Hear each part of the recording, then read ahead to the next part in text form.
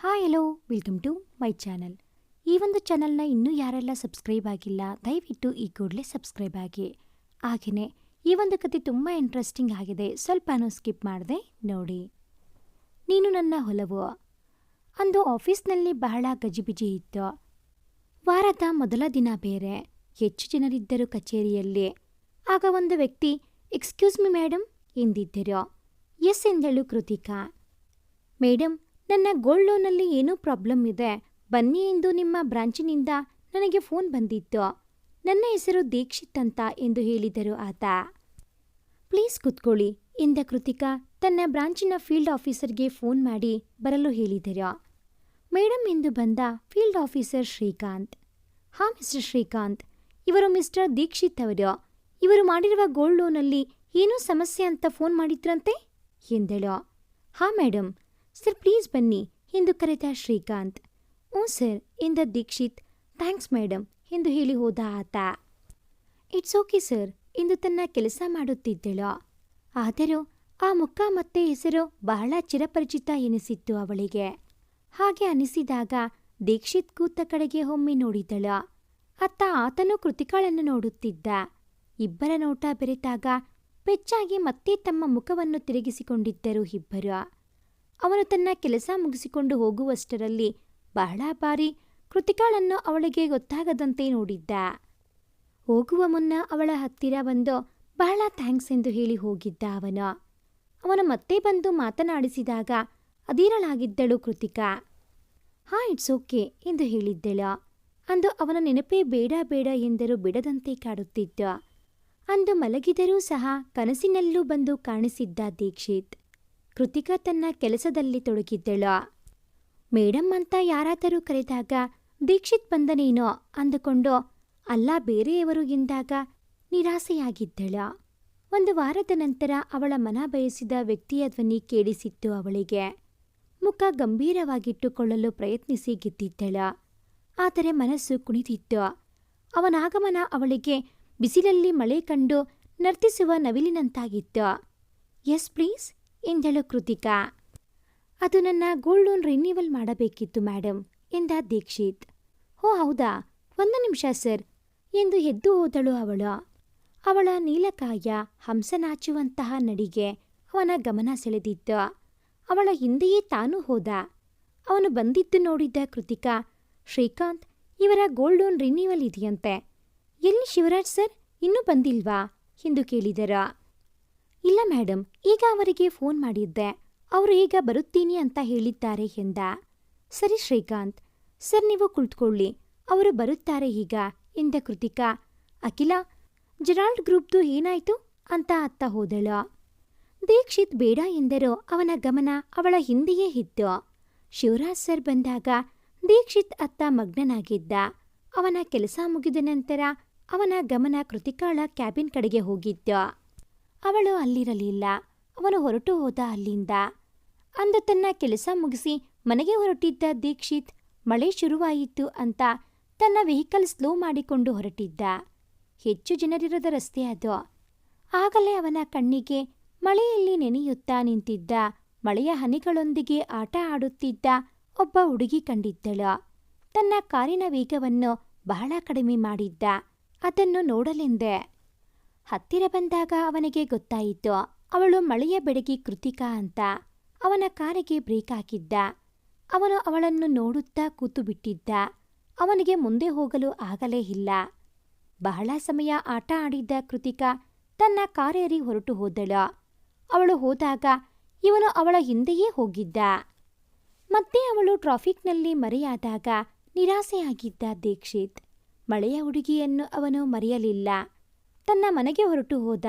ಆದರೆ ತಾನು ಕಂಡ ಮಳೆಯ ಹುಡುಗಿಯನ್ನು ಮರೆಯಲಿಲ್ಲ. ಅವನ ಕಂಪನಿಯ ಕೆಲಸದ ಮಧ್ಯೆ ಅವನು ಬಹಳ ಬ್ಯುಸಿಯಾಗಿ ಹೋಗಿದ್ದ. ಅವಳನ್ನು ನೋಡಿ ಅದಾಗಲೇ 1 ತಿಂಗಳಾಗಿತ್ತು. ನೋಡದೇ ಇರಲು ತಡೆದು ಅವನ ಮನಸ್ಸು ಸೋತು ತನ್ನ ಕಾರು ತಿರುಗಿಸಿದ್ದ. ದೀಕ್ಷಿತ್ ಅಂದು ಬ್ಯಾಂಕಿನ ಕಡೆಗೆ. ಬ್ಯಾಂಕ್ ಎಂಟ್ರಿಯಾಗುತ್ತಿದ್ದಂತೆ ಮೊದಲೇ ಅವಳ ಕ್ಯಾಬಿನ್. ಅತ್ತ ನೋಡಿದ್ದ ಒಳಗೆ ಬಂದು. ಚೇರ್ ಖಾಲಿ ಇತ್ತು. 10 ಹೆಜ್ಜೆ ಒಳಗೆ ಬಂದು ಸುತ್ತಲೂ ಅವಲೋಕಿಸಿ ನೋಡಿದ. ಎಲ್ಲೂ ಅವಳಿರುವ ಸುಳಿವು ಕಾಣಲಿಲ್ಲ ಅವನಿಗೆ. 10 ನಿಮಿಷ ಕಾಯಲು ಯೋಚಿಸಿದ ಅವನು. ಆಗ ಎದುರಿಗೆ ಕಂಡ ಗನ್ಮ್ಯಾನ್ಗೆ, ಮ್ಯಾನೇಜರ್ ಮೇಡಮ್ ಇಲ್ವಾ ಎಂದು ಕೇಳಿದ ದೀಕ್ಷಿತ್.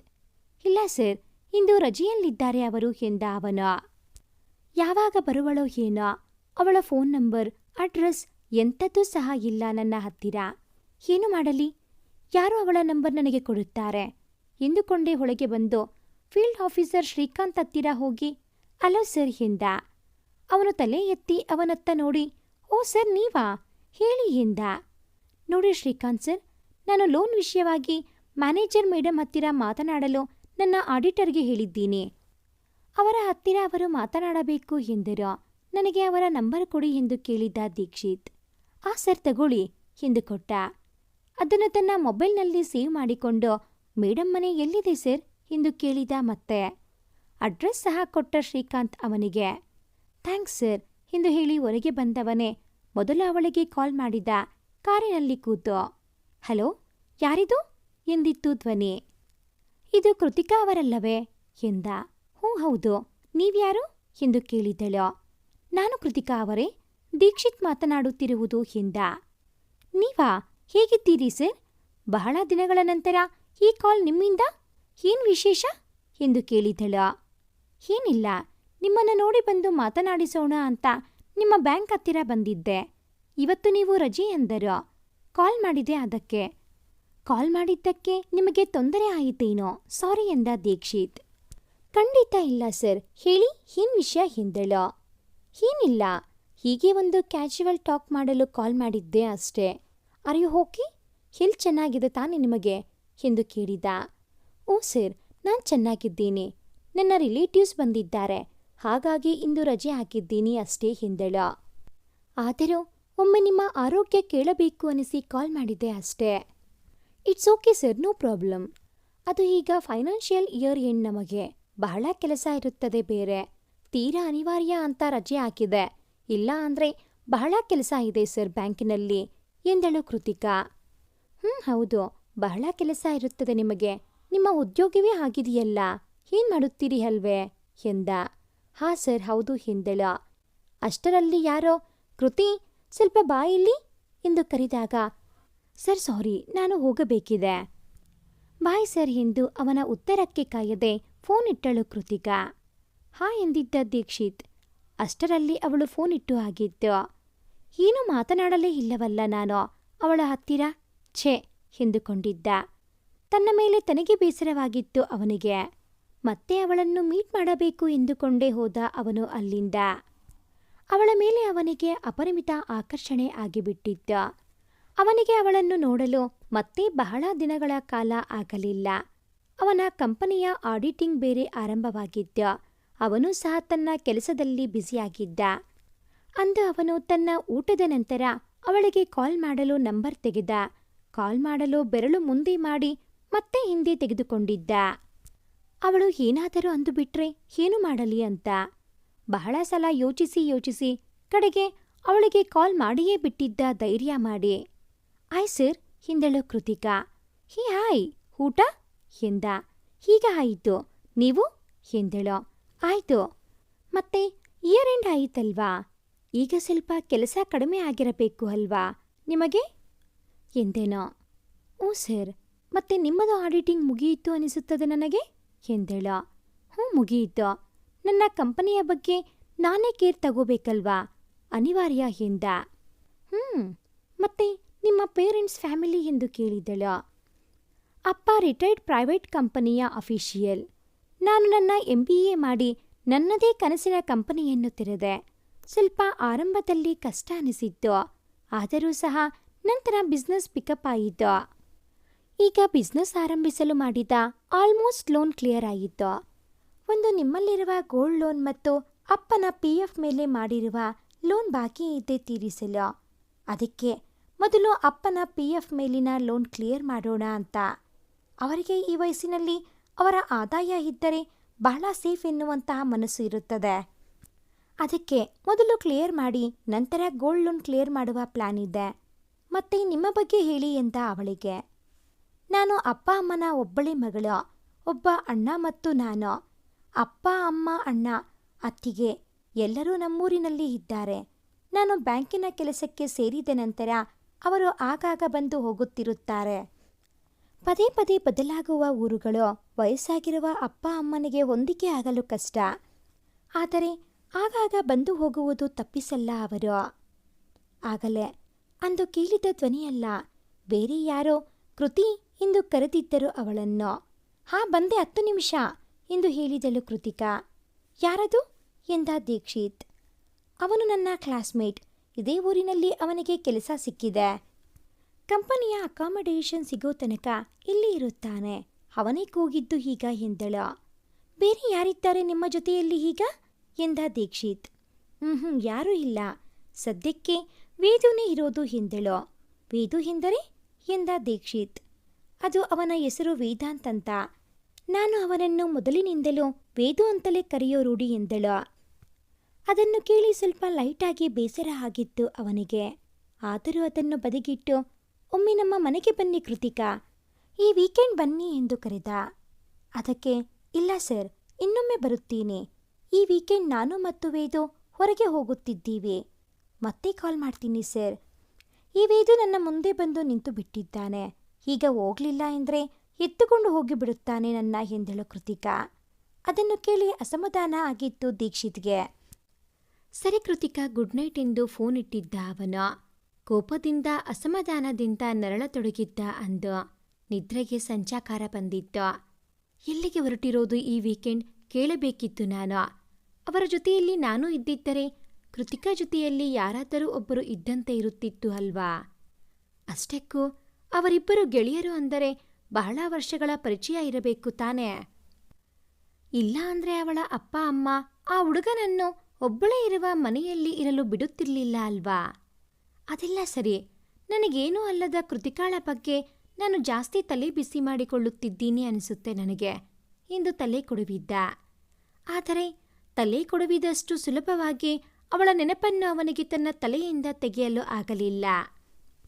ರಾತ್ರಿ ಕಣ್ಣು ಮುಚ್ಚಿ ಮಲಗಿದ ಪ್ರತಿ ಬಾರಿ ಎಂದೂ ನೋಡದ ಆ ಹುಡುಗ ಕೃತಿಕಾಳೊಂದಿಗೆ ಬಹಳ ಆತ್ಮೀಯತೆಯಿಂದ ಇರುವಂತಹ ಕಲ್ಪನೆಯ ದೃಶ್ಯಗಳು ಮೂಡಿ ಮೂಡಿ ಅವನ ನೆಮ್ಮದಿ ಸಂಪೂರ್ಣವಾಗಿ ಕಳೆದು ಹೋಗಿತ್ತು. ಈ ವೀಕೆಂಡ್ ಎಲ್ಲಿಗೆ ಹೋಗಬಹುದು ಅವಳು? ಒಮ್ಮೆ ಫೋನ್ ಮಾಡಿ ಕೇಳಿಬಿಡಲೇ. ಅವಳು ನಿಮಗೇಕೆ ಈ ವಿಷಯ ಬೇಕು? ನಿಮ್ಮ ಕೆಲಸ ನೀವು ನೋಡಿಕೊಳ್ಳಿ, ನನ್ನ ಪರ್ಸ್ನಲ್ ಲೈಫ್ನಲ್ಲಿ ಇಳುಕಬೇಡಿ ಅಂತ ಅಂದುಬಿಟ್ಟರೆ ನಾನು ತಡೆಯಲಾರೆ ಎಂದು ಯೋಚಿಸುತ್ತಾ ತನ್ನ ಫ್ರೆಂಡ್ಗೆ ಫೋನ್ ಮಾಡಿದ್ದ ದೀಕ್ಷಿತ್. ಅತ್ತಲಿದ್ದವರು ಹಲೋ ಎಂದಾಗ, ಅರೆ ಯಾರಿದು? ಇವನ ಜೀವನದಲ್ಲಿಯೂ ಹೆಣ್ಣಿದ್ದಾಳೆಯೇ? ನನಗೆ ಒಂದು ಬಾರಿ ಸಹ ಹೇಳಿಲ್ಲ ಈ ನನ್ನ ಮಗ. ಕೈಗೆ ಸಿಗ್ಲಿ ಮಾಡ್ತೀನಿ ಎಂದುಕೊಂಡು ಈ ವೀಕೆಂಡ್ ಪ್ಲಾನ್ ಏನು ಅಂತ ಕೇಳಬೇಕಿತ್ತು ಎಂದು ಹೇಳಿದ. ಅದು ಎಂದು ನಾವು ಇಲ್ಲಿಗೆ ಹೋಗುತ್ತಿದ್ದೀವಿ ಎಂದಾಗ ಆ ಹುಡುಗಿ, ಸರಿ ನನ್ನ ಗೆಳೆಯ ಬಂದರೆ ಹೇಳಿಬಿಡಿ ನಾನು ಫೋನ್ ಮಾಡಿದ್ದೆ ಅಂತ ಬಾಯ್ ಅಂದಿದ್ದ ಅಷ್ಟೇ. ಅತ್ತಲಿನ ಧ್ವನಿ ಹಲೋ ದೀಕ್ಷಿತ್ ಸರ್ ಎಂದಾಗ ಕೇಳಿ ಇವನಿಗೆ ಆಶ್ಚರ್ಯ. ಆ ಹುಡುಗಿಗೆ ನನ್ನ ಪರಿಚಯ ಬೇರೆ ಮಾಡಿಸಿದ್ದಾನೆ ಇವನು. ಇರಲಿ ಅಂತ, ಮೇಡಮ್ ಹೇಳಿ, ನನ್ನ ಪರಿಚಯ ಇವನು ಅದು ಯಾವಾಗ ಮಾಡಿಸಿದ ನಿಮಗೆ ಎಂದ ಆಶ್ಚರ್ಯದಿಂದ. ದೀಕ್ಷಿತ್ ಸರ್, ಇದು ನಾನು ಕೃತಿಕಾ. ನೀವು ಯಾರಿಗೂ ಅಂದುಕೊಂಡು ಇನ್ಯಾರಿಗೂ ಕಾಲ್ ಮಾಡಿದ್ದೀರಿ ಅನಿಸುತ್ತೆ ನನಗೆ ಎಂದಳು. ಕೇಳಿದವನು ತಕ್ಷಣವೇ ಮೊಬೈಲ್ ಸ್ಕ್ರೀನ್ ನೋಡಿದ. ನಿಜ, ನನ್ನ ಹುಡುಗಿಗೆ ನಾನು ನನಗೆ ಗೊತ್ತಿಲ್ಲದೆ ಕಾಲ್ ಮಾಡಿದ್ದೀನಿ ಅನಿಸುತ್ತೆ. ಹೋ ದೇವರೇ ಎಂದುಕೊಂಡ. ಸಾರಿ ಕೃತಿಕಾ, ನನ್ನ ಫ್ರೆಂಡ್ಗೆ ಮಾಡಲು ಹೋಗಿ ನಿಮಗೆ ಬಂದಿದೆ ಕಾಲ್ ಎಂದ ದೀಕ್ಷಿತ್. ನೋ ಪ್ರಾಬ್ಲಮ್ ಸರ್, ಬಾಯ್ ಎಂದಳು. ಬಾಯ್ ಕೃತಿಕಾ ಎಂದಿದ್ದ. ಫೋನ್ ಇಟ್ಟು ಉಫ್ ಎಂತಹ ಮಾಡಿದೆ ನಾನು ಎಂದುಕೊಂಡೇ ಇದ್ದ. ಆಗ ಕೃತಿಕಾ ತಾನು ವೀಕೆಂಡ್ ಹೋಗುವ ಜಾಗ ಹೇಳಿದಳು ಅಂತ ಅರಿವಿಗೆ ಬಂದಾಗ ಸಂತಸದಿಂದ ಕ್ಷಣಕಾಲ ಮೈಮರೆತಿದ್ದ. ತಾನು ಈ ವೀಕೆಂಡ್ ಅಲ್ಲಿಗೆ ಹೋಗಲು ಯೋಚಿಸಿ ಹೊರಡಲು ಪ್ಲಾನ್ ಮಾಡಿ ಗೆಳೆಯನಿಗೆ ಕಾಲ್ ಮಾಡುವ ಮುನ್ನ ನಂಬರ್ ಮತ್ತು ಹೆಸರು ಖಚಿತಪಡಿಸಿಕೊಂಡು ಕಾಲ್ ಮಾಡಿದ. ಲೋ, ಈ ವೀಕೆಂಡ್ ಹೊರಗೆ ಹೋಗೋಣ ಬಾರೋ ಎಂದ. ಎಲ್ಲಿಗೋ ಬಟ್ಟಿ ಮಗನೇ, ಎಷ್ಟು ದಿನಗಳ ನಂತರ ಈ ನಿನ್ನ ಸ್ನೇಹಿತನ ನೆನಪಾಗಿದೆ ನಿನಗೆ? ಎಲ್ಲಿಗೆ ಅಂತ ಹೇಳು, ಹೋಗೋಣ ಎಂದ ಶಮಿತ್. ಕಣೋ ಎಂದು ಪ್ಲೇಸ್ ಹೇಳಿ ಇಲ್ಲಿಗೆ ಹೋಗೋಣ, ಕಾರ್ ಬೇಡ ಬೈಕ್ನಲ್ಲಿ ಹೋಗೋಣ, ರೆಡಿ ಇರು ಶಮಿತ್ ಎಂದ ದೀಕ್ಷಿತ್. ಕಣೋ ಆಯಿತು ಎಂದ ಶಮಿತ್. ಅಂದು ಬಹಳ ಬೇಗ ಹೊರಟ ದೀಕ್ಷಿತ್ ಶಮಿತ್ನ ಮನೆಗೆ ಹೋಗಿ ಅವನನ್ನು ಕರೆದುಕೊಂಡು ಹೊರಟ. ಸ್ವಲ್ಪ ಸಮಯದಲ್ಲಿ ದೀಕ್ಷಿತ್ ಮತ್ತು ಶಮಿತ್ ಅವರ ವಾರಾಂತ್ಯದ ಸ್ಥಳವನ್ನು ತಲುಪಿದರು. ಗೆಳೆಯರಿಬ್ಬರು ಬಹಳ ತಿಂಗಳ ನಂತರ ಹೀಗೆ ಬಿಡುವಾಗಿ ಸಿಕ್ಕಿದ್ದರು. ಹಾಗಾಗಿ ಬಹಳ ಜೋಶ್ನಲ್ಲಿದ್ದರು. ಒಬ್ಬರು ಇನ್ನೊಬ್ಬರ ಕಾಲು ಎಳೆದಿದ್ದರು. ತಮಾಷೆ ಮಾಡಿ ನಕ್ಕಿದ್ದರು. ತನ್ನ ಗೆಳೆಯನಿಗೆ ಅನುಮಾನ ಬಾರದಂತೆ ಕೃತಿಕಾಳಿಗಾಗಿ ಕಣ್ಣು ಹಾಯಿಸಿದ್ದ. ಮಧ್ಯಾಹ್ನ ಆದರೂ ಅವಳು ಕಾಣಲಿಲ್ಲ ಅವನ ಕಣ್ಣಿಗೆ. ನನಗೆ ಎಲ್ಲಿ ಅಂತ ಹೇಳಿ ಬೇರೆ ಕಡೆಗೆ ಏನಾದರೂ ಹೋದಳೇನೋ ಎಂದುಕೊಂಡವನ ಮನಸ್ಸು ಹುಳಿಯಾಗಿತ್ತು. ಕೃತಿಕಾ ಆ ಸುಂದರ ಪ್ರಕೃತಿಯನ್ನು ನೋಡಿ ಒಂದೆಡೆ ಕೂರಲು ಮನಸ್ಸು ಬಾರದೆ ಅಲ್ಲೆಲ್ಲ ಓಡಾಡತೊಡಗಿದ್ದಳು. ವೇದು ಬಾರೋ ಎಂದು ಅವನ ಕೈ ಹಿಡಿದು ತಿರುಗಾಡಲು ಹೋದಳು ಅವಳು. ಅವಳ ಕಣ್ಣಿಗೆ ದೀಕ್ಷಿತ್ ಮತ್ತು ಅವನ ಗೆಳೆಯ ಕಂಡಿದ್ದರು. ಆದರೆ ಅವರ ಪರ್ಸನಲ್ ಟೈಮ್ ತಾನು ಹಾಳು ಮಾಡಲು ಇಚ್ಛಿಸದೆ ಸುಮ್ಮನಾಗಿದ್ದಳು. ಓಡಾಡಿದ್ದಣಿದು ಸಾಕಾಗಿ ಬಂದ ಕೃತಿಕಾ ಮತ್ತು ವೇದಾಂತ್ ಒಂದೆಡೆ ಕೂತು ತಂದಿದ್ದ ಊಟವನ್ನು ಮಾಡಲು ನೆಲಕ್ಕೆ ಹಾಸಿಕೊಂಡು ಕೂತರು. ಆಗ ಶಮಿತ್, ದೀಕ್ಷಿತ್ ಬಾ, ಹೊಟ್ಟೆ ಹಸಿಯುತ್ತಿದೆ ನನಗೆ, ಏನಾದರೂ ತಿನ್ನೋಣ ಎಂದಾಗ ಹ್ಞೂ ಬಾ ಹೋಗೋಣ ಎಂದು ಇಬ್ಬರು ಮಾತನಾಡುತ್ತಾ ಅತ್ತ ಬಂದಾಗ ಅಲ್ಲಿ ಮರದಡಿ ಕೂತಿದ್ದ ಕೃತಿಕಾ ಕಾಣಿಸಿದ್ದಳು ದೀಕ್ಷಿತ್ಗೆ. ಅವನ ಮನಸ್ಸು ತಕತೈ ಮಾಡಿತ್ತು ಅವಳನ್ನು ನೋಡಿ. ಬಾ ಶಮಿತ್, 1 ನಿಮಿಷ ಎಂದು ಅವಳತ್ತ ಹೋಗಿ ಹಾಯ್ ಕೃತಿಕಾ ಎಂದ. ಅರೆ ನೀವಿಲ್ಲಿ, ಹೇಗಿದ್ದೀರಿ ಸರ್ ಎಂದಳು. ನಾನು ಚೆನ್ನಾಗಿದ್ದೀನಿ. ಆ್ಯಂಡ್ ಕೃತಿಕಾ, ಇವನು ನನ್ನ ಬೆಸ್ಟ್ ಫ್ರೆಂಡ್ ಶಮಿತ್ ಅಂತ. ಶಮಿತ್, ಇವರು ಕೃತಿಕಾ ಅಂತ ನನ್ನ ಅಕೌಂಟ್ ಇರುವ ಬ್ಯಾಂಕಿನ ಮ್ಯಾನೇಜರ್ ಆಗಿದ್ದಾರೆ. ಮತ್ತೆ ಇವರು ವೇದಾಂತ್, ಅವರ ಫ್ರೆಂಡ್ ಎಂದು ಪರಿಚಯಿಸಿದ. ದೀಕ್ಷಿತ್ ಕೃತಿಕಾ ಪರಸ್ಪರ ಪರಿಚಯ ಆದ ನಂತರ ಕೃತಿಕಾ ಬನ್ನಿ ಊಟಕ್ಕೆ, ನಮ್ಮನ್ನು ಜಾಯಿನ್ ಆಗಿ ಎಂದಳು. ದೀಕ್ಷಿತ್ ಬೇಡ ಬೇಡ, ಸುಮ್ಮನೆ ನಿಮಗೇಕೆ ತೊಂದರೆ ಎಂದ. ತೊಂದರೆ ಏನಿಲ್ಲ ಬನ್ನಿ ದೀಕ್ಷಿತ್, ನಮ್ಮ ಕೃತಿ ಬಹಳ ಚೆನ್ನಾಗಿ ಅಡುಗೆ ಮಾಡುತ್ತಾಳೆ. ಅವಳು ನಾನು ಎಲ್ಲ ವಿಷಯದಲ್ಲಿಯೂ ಈಕ್ವಲ್. ಆದರೆ ಈ ಅಡುಗೆ ಬಹಳ ಎಕ್ಸಲೆಂಟ್ ಆಗಿ ಮಾಡುವುದು ಕಲಿತು ನನ್ನ ಓವರ್ಟೇಕ್ ಮಾಡಿಬಿಟ್ಟಿದ್ದಾಳೆ ಇವಳು ಎಂದ ವೇದಾಂತ್. ವೇದು ಸಾಕ್ ಸುಮ್ಮನಿರು, ಕೈ ತೊಳೆಯಿರಿ ಬನ್ನಿ ಎಂದು ವಾಟರ್ ಬಾಟಲ್ ಕೊಟ್ಟಳು ದೀಕ್ಷಿತ್ಗೆ ಕೃತಿಕಾ. ಇಬ್ಬರೂ ಕೈ ತೊಳೆದು ಬಂದು ಕೂತರು. ಎಲ್ಲರ ತಟ್ಟೆಗೆ ಬಡಿಸಿಕೊಟ್ಟಳು ಕೃತಿಕಾ. ವೇದಾಂತ್ ಹರಳು ಹುರಿದಂತೆ ಮಾತನಾಡುತ್ತಿದ್ದ. ಮತ್ತೆ ಕೃತಿಕಾ ದೀಕ್ಷಿತ್ಗೆ ಬಡಿಸುತ್ತಾ, ನೀವು ಬರುತ್ತೀರಾ ಅಂತ ಗೊತ್ತಿತ್ತು ನನಗೆ, ಅದಕ್ಕಾಗಿ ಜಾಸ್ತಿ ಮಾಡಿಕೊಂಡು ಬಂದೆ ಎಂದಳು. ಅವಳ ಮಾತು ಕೇಳಿ ಅವಳತ್ತ ನೋಡಿದ ದೀಕ್ಷಿತ್. ಮೊನ್ನೆ ನೀವು ನಿಮ್ಮ ಫ್ರೆಂಡ್ ಅಂತ ನನಗೆ ಮಾಡಿದಾಗಲೇ ಗೊತ್ತಾಯಿತು ಎಂದಳು ಕೃತಿಕಾ. ವೇದು ಇನ್ನೂ ಸ್ವಲ್ಪ ಬಡಿಸಿಕೋ, ನಿನಗೆ ಬೇರೆ ಬಹಳ ಹೊಟ್ಟೆಯ ಹಸಿವು ಕಾಡುತ್ತದೆ ಎಂದು ಅವನಿಗೆ ಇನ್ನಷ್ಟು ಬಡಿಸಿದಳು. ಕಣೆ ಎಂದ ವೇದಾಂತ್. ಅಷ್ಟರಲ್ಲಿ ಅವನ ಮೊಬೈಲ್ ರಿಂಗ್ ಆಗಿತ್ತು. ನೋಡಿದ. ಲೇ ಕೃತಿ, 1 ನಿಮಿಷ, ಈಗ ಬಂದೆ ಕಣೆ ಎಂದ. ಸರಿ ಹೋಗು, ತಿನ್ನುತ್ತಾ ಮಾತನಾಡು ಎಂದು ಪ್ಲೇಟ್ ಅವನ ಕೈಗೆ ಕೊಟ್ಟಳು ಕೃತಿಕಾ. ಇವರ ಊಟದ ನಂತರ ತಾನು ಬಡಿಸಿಕೊಂಡು ತಿನ್ನತೊಡಗಿದ್ದಳು. ದೀಕ್ಷಿತ್ ಅವಳ ಉಪಚಾರಕ್ಕೆ ಸಿದ್ಧನಾಗಿದ್ದ. ಶಮಿತ್ ಗೆಳೆಯನನ್ನು ನೋಡಿದ. ಅವನ ಮನಸ್ಸು ಅರಿತಿದ್ದ. ಅವನು ಬಂದೆ 1 ನಿಮಿಷ ಎಂದು ಎದ್ದು ಹೋದ ಅಲ್ಲಿಂದ. ಅವಳಿಗೆ ಹೊಟ್ಟೆ ತುಂಬಿತ್ತು ಅವನ ಉಪಚಾರಕ್ಕೆ. ಸಾಕು ಬಿಡಿ ದೀಕ್ಷಿತ್ ಎಂದಳು. ಅವಳ ಬಾಯಲ್ಲಿ ತನ್ನ ಹೆಸರು ಮೊದಲ ಬಾರಿ ಕೇಳಿ ಸಂತಸಪಟ್ಟಿದ್ದ ಅವನು. ನಿಮ್ಮನ್ನು ಒಮ್ಮೆ ನನ್ನ ಮನೆಗೆ ಬರಲು ಆಹ್ವಾನಿಸುತ್ತಿದ್ದೀನಿ, ಒಮ್ಮೆ ಖಂಡಿತ ಬನ್ನಿ ಎಂದಳು ಕೃತಿಕಾ.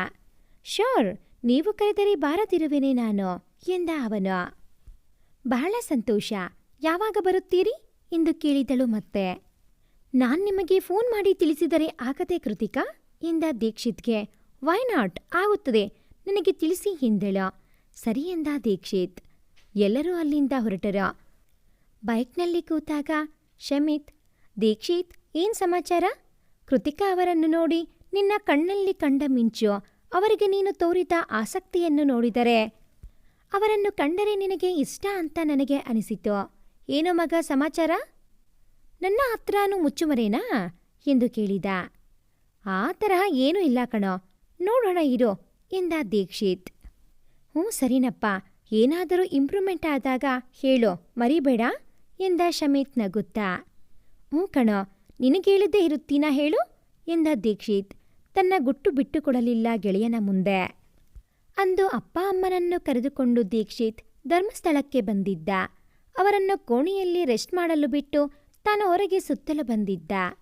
ಆಗ ಅವನಿಗೆ ಕೃತಿಕಾಳ ಹತ್ತಿರ ಮಾತನಾಡಬೇಕು ಅಂತ ಅನಿಸಿದಾಗ ಅಲ್ಲೇ ಒಂದೆಡೆ ಕೂತು ಅವಳಿಗೆ ಕಾಲ್ ಮಾಡಿದ. ಹಲೋ ದೀಕ್ಷಿತ್ ಎಂದಳು. ಹಾಯ್ ಕೃತಿಕಾ ಎಂದು ಕುಶಲೋಪರಿ ವಿಚಾರಿಸಿದ. ನಂತರ ಏನೋ ಶಬ್ದಗಳು ಕೇಳುತ್ತಿವೆ, ಎಲ್ಲಿರುವಿರಿ ಎಂದ. ಮತ್ತೆ ಅವಳು ಏನಾದರೂ ಹೇಳುವ ಮುನ್ನವೇ ಧರ್ಮಸ್ಥಳದಲ್ಲಿ ಇದ್ದೀರಾ ನೀವು ಎಂದು ಕೇಳಿದ.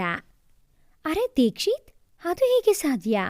ನಿಮಗೆ ನಾನಿಲ್ಲಿದ್ದೀನಿ ಅಂತ ಎಂದಳು ಕೃತಿಕಾ. ಆಗ ಅವಳ ಧ್ವನಿಯನ್ನು ಕೇಳಿ ಅದರಲ್ಲಿದ್ದ ಅಚ್ಚರಿಯನ್ನು ಅರಿತು ಎದ್ದು ನಡೆಯುತ್ತಾ, ಹೀಗೆ ಗೆಸ್ ಮಾಡಿದೆ ಅಷ್ಟೇ.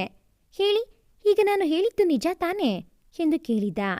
ಹಾ ದೀಕ್ಷಿತ್, ನೀವು ಹೇಳಿದ್ದು ನಿಜ ಎಂದಳು ಕೃತಿಕಾ. ಆದರೆ ನಿಮಗೆ ಹೇಗೆ ತಿಳಿಯಿತು ಹೇಳಿ ಎಂದಳು. ಆಗ ಯಾರೋ ಅವಳ ಭುಜದ ಮೇಲೆ ಸ್ಪರ್ಶಿಸಿದ ಅನುಭವ ಆಗಿ ಅತ್ತ ತಿರುಗಿಸಿದ್ದಳು ಅವಳು. ನೀವಾ? ಅದು ಸಹ ಇಲ್ಲಿ ಹೇಗೆ ಎಂದಳು. ನೀವೇಗೋ ಹಾಗೆ ನಾನು ಎಂದ ದೀಕ್ಷಿತ್. ಒಬ್ಬರೇ ಬಂದ್ರಾ ಅಥವಾ ವೇದಾಂತ್ ಅಥವಾ ನಿಮ್ಮ ಫ್ಯಾಮಿಲಿ ಜೊತೆಯಲ್ಲಿ ಬಂದ್ರಾ ಎಂದು ಕೇಳಿದ. ಇಲ್ಲ, ಈ ಬಾರಿ ಒಬ್ಬಳೇ ಬಂದಿದ್ದೀನಿ. ಮತ್ತೆ ನೀವು ಎಂದಳು ಕೃತಿಕಾ. ನಾನು ನನ್ನ ಅಪ್ಪ ಅಮ್ಮನನ್ನು ಕರೆದುಕೊಂಡು ಬಂದಿದ್ದೀನಿ. ಅವರಿಗೆ ಪ್ರಯಾಣದ ಆಯಾಸ, ರೆಸ್ಟ್ ಮಾಡಲು ಬಿಟ್ಟು ನಾನು ಹೊರಗೆ ಬಂದೆ. ನೋಡಿ, ನೀವು ಸಿಕ್ಕಿದ್ರಿ ನನಗೆ ಇಲ್ಲಿ. ಮತ್ತೆ ಹೇಗಿದ್ದೀರಿ ಕೃತಿಕಾ ಎಂದ. ನಾನು ಚೆನ್ನಾಗಿಯೇ ಇದ್ದೀನಿ ಎಂದಳು. ಏಕೋ ಸ್ವಲ್ಪ ಸಪ್ಪೆಯಾಗಿತ್ತು ಅವಳ ಧ್ವನಿ. ಏನಾಯ್ತು, ಯಾಕೋ ಬಹಳ ಡಲ್ಲಾಗಿದ್ದೀರಿ ಎಂದ ದೀಕ್ಷಿತ್. ಏನಿಲ್ಲ ಎಂದಳು ಕೃತಿಕಾ. ಕಮಾನ್ ಕೃತಿಕಾ, ನಿಮ್ಮ ಸ್ವರದಲ್ಲಿ ನೋವು ಕಾಣುತ್ತಿದೆ ನನಗೆ ಎಂದ ಮತ್ತೆ ಅವಳಿಗೆ. ಏನಿಲ್ಲ, ಏಕೋ ಬೇಸರ ಮನಕ್ಕೆ. ಎಲ್ಲ ಇದ್ದು ಏನೂ ಇಲ್ಲವೇನೋ ಎಂಬ ಖಾಲಿತನ ಕಾಡುತ್ತಿದೆ ನನ್ನ.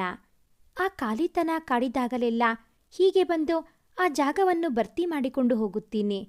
ಜೀವನದಲ್ಲಿ ಇನ್ನೇನು ಉಳಿದಿದೆ ನನಗೆ ಅಂತ? ಏನೂ ಇಲ್ಲ ಎಂದಳು ಕೃತಿಕಾ. ಏಕೆ? ಅಂಥದ್ದು ಏನಾಗಿದೆ ನಿಮ್ಮ ಬದುಕಿನಲ್ಲಿ? ಎಲ್ಲವೂ ಇದ್ದು ಕೂಡ ಇಲ್ಲವಾಗಿದ್ದು ಏನೋ ಅಂತ ನನಗೆ ಅರ್ಥವಾಗಲಿಲ್ಲ ಆ ನಿಮ್ಮ ಮಾತು ಕೃತಿಕಾ ಎಂದ ದೀಕ್ಷಿತ್. ನಾನು ನನ್ನ ಜೀವನದ ಘಟನೆಯನ್ನು ನಿಮ್ಮ ಮುಂದೆ ಬಿಚ್ಚಿಡುವ ಪ್ರಯತ್ನ ಮಾಡುತ್ತಿದ್ದೀನಿ ಎಂದಳು. ಒಮ್ಮೆ ಸುತ್ತಲೂ ನೋಡಿ ಅಲ್ಲಿ ಹೋಗಿ ಕೂತು ಮಾತಾಡೋಣ್ವಾ ಎಂದಳು. ಹ್ಞೂ ಬನ್ನಿ ಎಂದ ದೀಕ್ಷಿತ್. ಅಲ್ಲಿ ಹೋಗಿ ಕೂತ ನಂತರ, ನಿಮಗೆ ಗೊತ್ತಾ ದೀಕ್ಷಿತ್, ಎಲ್ಲ ಅನುಭವಿಸಿದ ನಂತರ ಬದುಕೇಕೆ ಭಾರ ಎನ್ನುವುದು ಅವರಿವರು ಹೇಳಿದಾಗ ನಕ್ಕಿದ್ದ ನನಗೆ ಈಗ ನಾನೇ ಆ ಪರಿಸ್ಥಿತಿಯಲ್ಲಿ ಇರುವಾಗ ಆ ಮಾತಿನ ಸತ್ಯದ ಅರಿವಾಗಿದೆ. ನಾನು ಮತ್ತು ಅಣ್ಣ, ಅಪ್ಪ ಅಮ್ಮನಿಗೆ ಇಬ್ಬರೇ ಮಕ್ಕಳು. ಅಪ್ಪನ close friend business partner Vijith uncle ಅವರ ಹೆಂಡತಿ ರಮಾ ಮತ್ತು ಅವರ ಮಗ ಅಭಿಜಿತ್ ಮತ್ತು ಮಗಳು ಅಸ್ಮಿತಾ. ಅಪ್ಪ ತಮ್ಮ ಫ್ರೆಂಡ್ ಜೊತೆಗೆ ಇರುವ ಈ ವ್ಯವಹಾರಗಳ ಸಂಬಂಧ ಕೌಟುಂಬಿಕ ಸಂಬಂಧ ಆಗಲಿ ಅಂತ ಆಸೆಪಟ್ಟು ಅದನ್ನು ವಿಜಿತ್ ಅಂಕಲ್ಗೆ ಹೇಳಿದಾಗ ಬಹಳ ಸಂತೋಷ ಆಯಿತು ಅವರಿಗೆ ಸಹ. ಅವರು ಈ ವಿಷಯವನ್ನು ಅವರ ಹೆಂಡತಿ ಮತ್ತು ಮಕ್ಕಳ ಮುಂದೆ ಇಟ್ಟಾಗ ಅವರು ಸಹ ಒಪ್ಪಿದರು. ಅದರಂತೆಯೇ ಅಭಿಜಿತ್ ಮತ್ತು ನನ್ನ ಎಂಗೇಜ್ಮೆಂಟ್ ಆಯಿತು. ಅದರಂತೆಯೇ ಅಣ್ಣ ತನೀಶ್ ಮತ್ತು ಅಸ್ಮಿತಾರ ಎಂಗೇಜ್ಮೆಂಟ್ ಆಯಿತು. ಅಣ್ಣ ಮತ್ತು ಅಸ್ಮಿತಾ ಮೊದಲೇ ಒಬ್ಬರನ್ನೊಬ್ಬರು ಪ್ರೀತಿಸುತ್ತಿದ್ದರಿಂದ ಅವರು ಈ ಸಂಬಂಧದಿಂದ ಬಹಳ ಸಂತೋಷವಾಗಿದ್ದರು. ಇನ್ನು ನನ್ನ ಜೊತೆಯಲ್ಲಿ ಎಂಗೇಜ್ಮೆಂಟ್ ಆದಾಗ ಅಭಿಜಿತ್ ಕೂಡ ಸಂತೋಷವಾಗಿಯೇ ಇದ್ದರು. ಆಗ ನನಗೂ ಚಿಕ್ಕ ವಯಸ್ಸು, ಪ್ರೀತಿ ಅಂತ ಏನೂ ಅಭಿಜಿತ್ ಮೇಲೆ ಇರದಿದ್ದರೂ ಓಕೆ ಅನಿಸಿತ್ತು. ನಮ್ಮ ಓದು ಮುಗಿದ ನಂತರ ಮದುವೆ ಮಾಡೋದು ಅಂತ ಹಿರಿಯರ ಮಾತಾಗಿತ್ತು. ಸರಿ ಎಂದು ಓದಲು ನಮ್ಮ ಗುರಿಯತ್ತ ಸಾಗಿದೆವು. ಅಣ್ಣನ ಎಜುಕೇಷನ್ ಮುಗಿಯಿತು. ಅವನು ಅಪ್ಪನ ಬಿಸ್ನೆಸ್ ಜಾಯಿನ್ ಆದ. ಅಭಿಜಿತ್ ಓದಲು ವಿದೇಶಕ್ಕೆ ಹೋಗಿದ್ರು. ಓದು ಮುಗಿದು ಅಲ್ಲೇ ಕೆಲಸ ಮಾಡುತ್ತಿದ್ದರು. ಅಸ್ಮಿತಾಳ ಓದು ಸಹ ಮುಗಿಯಿತು. ನನ್ನ ಓದು ಇನ್ನೂ 2 ವರ್ಷ ಬಾಕಿ ಇತ್ತು. ಮತ್ತೆ ಮದುವೆಯ ವಿಷಯ ಬಂದಾಗ ಅಭಿಜಿತ್, ನಾನು ವಾಪಸ್ ಬರುವುದು ಇನ್ನೂ 3-4 ವರ್ಷ ಆಗುತ್ತದೆ. ತಾನು ಕೆಲಸ ಮಾಡುವ ಈ ಕಂಪನಿಯು ಆ ತರಹದ ಒಂದು ಅಗ್ರಿಮೆಂಟ್ ಮಾಡಿಕೊಂಡಿದೆ ನನ್ನ ಹತ್ತಿರ. ಅದು ಮುಗಿದ ಮೇಲೆ ನೋಡೋಣ ಅಂತ ಹೇಳಿದ್ರು. ಆಗ ಅಣ್ಣ ಮತ್ತು ಅಸ್ಮಿತಾರ ಒದ್ದಾಟ ನೋಡಲಾರದೆ ನಾನು ಅವರ ಮದುವೆ ಆಗಿ ಹೋಗಲಿ, ನಮ್ಮದು ಮತ್ತೆ ಮುಂದೆ ಆಗಲಿ ಅಂತ ಎಲ್ಲರನ್ನೂ ಒಪ್ಪಿಸಿ ಮದುವೆಯ ತಯಾರಿ ಆರಂಭಿಸಿದ್ವಿ. ಮದುವೆಯ ಸಮಯದಲ್ಲಿ ಬಂದ ಅಭಿಜಿತ್ನ ಗಮನಿಸಿದೆ ನಾನು. ಅವರು ಬಹಳ ಬದಲಾಗಿದ್ದರು. ನನ್ನ ಕಡೆ ನೋಡುವುದು ಇರಲಿ, ಒಮ್ಮೆ ಕೂಡ ಮಾತು ಆಡಿರಲಿಲ್ಲ. ನಾನು ಅಣ್ಣನ ಮದುವೆಯ ಈ ಸಂತೋಷದಲ್ಲಿ ಅದನ್ನು ಮರೆತೆ. ಆದರೆ ನಂತರವೂ ಕೂಡ ಅವರ ವರ್ತನೆ ನನ್ನ ಜೊತೆಯಲ್ಲಿ ಹಾಗೇ ಇತ್ತು. ಒಂದು ತರಹದ ಬಲವಂತದ ಸಂಬಂಧವೊಂದು ನಮ್ಮ ಕತ್ತಿಗೆ ಬಿಗಿದಂತೆ ನಿರ್ಲಕ್ಷ್ಯವಾಗಿದ್ದರು. ಅವರು ಹೊರಡುವ ಸಮಯ ಸಹ ಬಂತು. ಆಗ ನನ್ನ ಹತ್ತಿರ ಬಂದು ಅವರು ಐ ಆಮ್ ಎಕ್ಸ್ಟ್ರೀಮ್ಲಿ ಸಾರಿ ಎಂದು ಒಂದು ಎನ್ವಲಪ್ ಅನ್ನು ನನ್ನ ಕೈಗೆ ಇಟ್ಟು ಅಲ್ಲಿಂದ ಮತ್ತೆ ಇತ್ತ ಅವರು ನೋಡದೆ ಹೊರಟು ಹೋಗಿದ್ದರು. ನಾನವರು ಕೊಟ್ಟ ಕವರ್ ಮನೆಗೆ ಹೋದ ನಂತರ ತೆಗೆದು ನೋಡಿದೆ. ಅವರಿಗೆ ನಾನು ಹಾಕಿದ್ದ ನಮ್ಮ ಎಂಗೇಜ್ಮೆಂಟ್ನ ಉಂಗುರ ಇತ್ತು. ಜೊತೆಯಲ್ಲಿ ಒಂದು ಚಿಕ್ಕ ಪತ್ರ, ಒಂದೆರಡು ಫೋಟೋಗಳು ಇದ್ದವು. ತಾನು ಈಗಾಗಲೇ ನಾನು ಇರುವ ದೇಶದಲ್ಲಿ ಅಲ್ಲಿಯ ಹುಡುಗಿಯನ್ನು ಬಹಳ ಪ್ರೀತಿಸಿ ಆಗಲೇ ಮದುವೆ ಆಗಿರುವುದರಿಂದ ನಮ್ಮಿಬ್ಬರ ಜೀವನ ಮುಂದೆ ಜೊತೆಯಲ್ಲಿ ಸಾಗಲು ಅವಕಾಶ ಇಲ್ಲ. ಎಲ್ಲರ ಎದುರು ಹೇಳುವ ಧೈರ್ಯ ಇರದೆ ಈ ರೀತಿಯಲ್ಲಿ ಮಾಡಬೇಕಾಯಿತು. ತಂಗಿಯ ಮದುವೆಯೂ ಮುಗಿಯಲಿ ಅಂತ ಕಾದಿದ್ದೆ ಅಷ್ಟೇ. ನಾನು ಮತ್ತೆ ಹಿಂತಿರುಗಿ ಬರುವುದಿಲ್ಲ. ದಯವಿಟ್ಟು ನೀವು ನನ್ನ ಕ್ಷಮಿಸಿಬಿಡಿ, ಎಲ್ಲರಿಗೂ ಕ್ಷಮಿಸಲು ಹೇಳಿ ಅಂತಿತ್ತು. ಓದಿದ ನಂತರ ಆ ಪತ್ರವನ್ನು ಮತ್ತು ಉಂಗುರವನ್ನು ಅಪ್ಪನ ಕೈಗೆ ತೆಗೆದುಕೊಂಡು ಹೋಗಿ ಕೊಟ್ಟೆ. ಕೈಯಲ್ಲಿದ್ದ ಉಂಗುರವನ್ನು ಬಿಚ್ಚಿಕೊಟ್ಟು ಅಲ್ಲಿಂದ ಬಂದೆ. ನಂತರ ತನ್ನೆಲ್ಲರಿಗೂ ವಿಷಯ ತಿಳಿದು ಬಹಳ ನೋವಾಗಿತ್ತು. ವಿಜೇತ್ ಅಂಕಲ್, ನನ್ನ ಕ್ಷಮಿಸು ಬಿಡು ಮಗಳೇ. ನನ್ನ ಮಗ ತನ್ನ ಜೀವನದಲ್ಲಿ ಈ ರೀತಿಯಲ್ಲಿ ಮುಂದುವರೆದಿದ್ದಾನೆ ಅಂತ ನನಗೆ ಒಂದು ಸಣ್ಣ ಸುಳಿವು ಸಹ ಇರಲಿಲ್ಲ ಎಂದರು. ಇರ್ಲಿ ಬಿಡಿ ಅಂಕಲ್, ಇದರಲ್ಲಿ ನಿಮ್ಮ ತಪ್ಪಾದರೂ ಏನಿದೆ? ಸದ್ಯಕ್ಕೆ ಮದುವೆ ಆಗಿಲ್ಲವಲ್ಲ, ಅದೇ ಸಮಾಧಾನ ನನಗೆ. ಈ ವಿಷಯ ಇಲ್ಲಿಗೆ ಬಿಟ್ಟು ಬಿಡಿ ಎಂದು ಹೇಳಿದ್ದೆ.